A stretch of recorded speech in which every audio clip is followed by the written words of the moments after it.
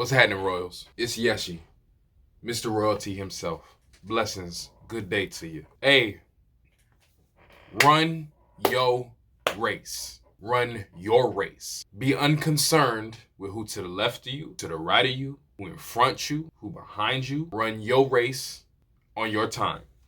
You got to run the speed that's fast for you. You got to hustle at the speed for you. All that IG watching, all that Twitter watching is detrimental to your health. Be unconcerned with your perceived opponents. You worry about what they doing when you could be creating your next. When you could be creating your next masterpiece. When you could be mastering your craft. Run your race. You know what's wild? In horse racing, I don't know if y'all knew this, they put blinders on the horse.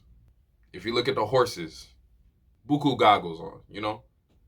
The reason that they do that is so that these horses aren't worried about the horse to the left or worry about the horse to the right. So they don't get spooked by those horses because they got to run their race. Your timing is different. I used to think I was supposed to be popping, making it in rap at 18 years old because the rappers that I saw were like 18 years old. But you know what I realized about that? The rappers that I thought was popping at 18 years old, don't nobody talk about them boys no more. They're out of there. They're not here no more. They're not relevant. It's twofold, or at least for me in that specific instant. They wasn't making forever music. That's number one. And it was microwave music. It don't last long. Playing with me. Anyways, yeah, their timing is not your timing. And you got to be okay with that. You got to fall in love with the process because it might take you a little long, and that's okay. And sometimes other people might look at you funky, and you got to be okay with that. I seen a post too that identifies, I'm sure you've seen it, where it look at, Oprah wasn't popping until whatever age. J.K. Rowling didn't write Harry Potter until whatever age. Run your race. Be so concerned with your masterpiece, be so concerned with your art that you don't look up until you know that your art is great. And by the time you look up, it's like, look at where I came from.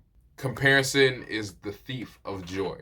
It took me a little bit to learn that. Because a lot of times you don't think you're not a hater. You don't have hate in your heart. But a lot of times, it's a little voice in the back of your head where you're like, should they really be popping like that? Because I've been working. I've been working for a long time.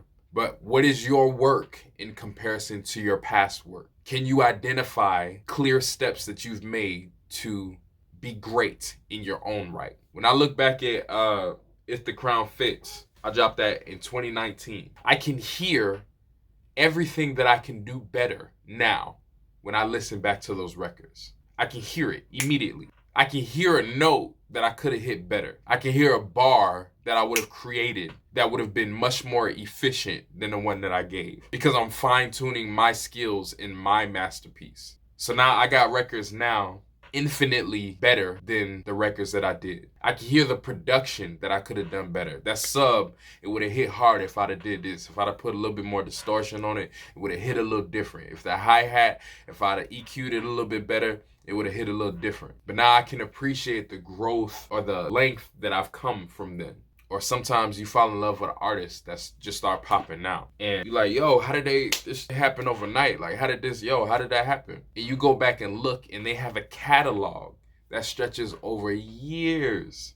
Over years. They've been fine-tuning their craft. They didn't just pop now. You just found out about them now. I remember being in the corporate world too. I'm saying I remember like it wasn't like 3 months ago. In the corporate world, it's so tempting to be worried about what everybody else is doing instead of focused on how you can increase your craft, how you can be the betterment of your craft. Listen, I ain't trying to preach to you. I just want you to do better than me. That's it. Do better than me.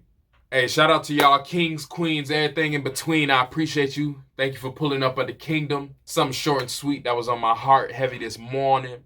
Forgive the boogies. It's not COVID boogies. It's regular boogies. You know what I'm saying? My face still clean out here. We still working, man. I love y'all.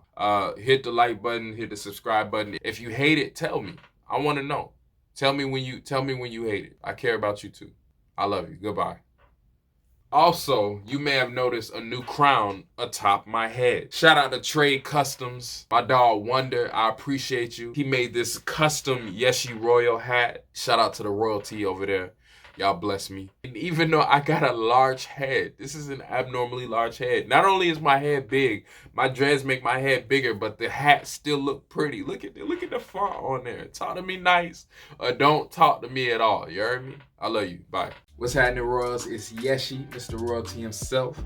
Thank you for sliding on my channel. I appreciate you. You a blessing. Go ahead and hit that like button and the subscribe button and that little notification bell so you can be notified whenever I drop some royalty. Okay then? You feel me? And then please go ahead and follow me anywhere at Yeshy Royal. That's Yeshy Royal. Anywhere. You a blessing.